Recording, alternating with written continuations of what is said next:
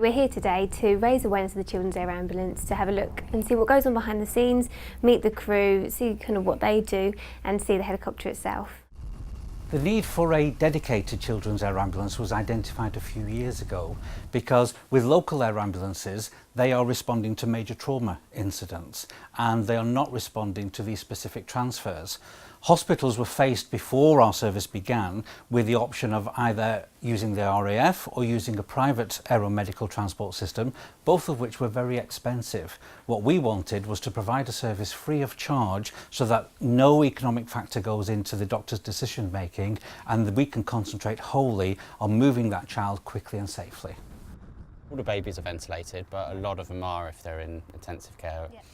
Anybody's child can become critically ill, can affect anyone, and this is a service that can get that help to that child quickly. We're pretty much a mobile intensive care unit really. We carry tiny babies that are either premature or are newly born, you know, within the first few days of life that need to get somewhere pretty quickly really. Freddie took everyone by surprise by arriving 7 weeks early.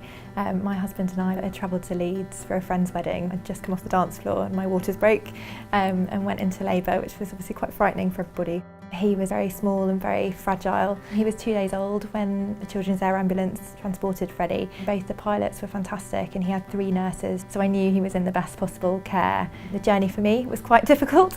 It took us 5 hours, so actually Freddie had landed in London before I'd even managed to be discharged from Leeds General Hospital.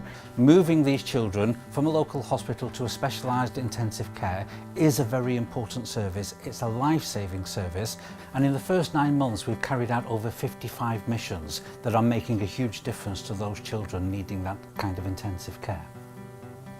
For me, the most important thing is helping, you know, a tiny child, and being a parent myself a few times over, I think it's really important.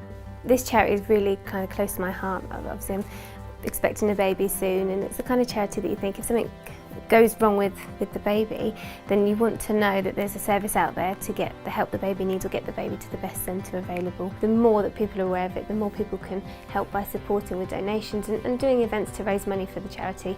These kind of things are so important, and the Children's Air Ambulance needs everyone to get behind it and support it. The Children's Air Ambulance is funded entirely by voluntary donations, so we don't receive any government funding whatsoever.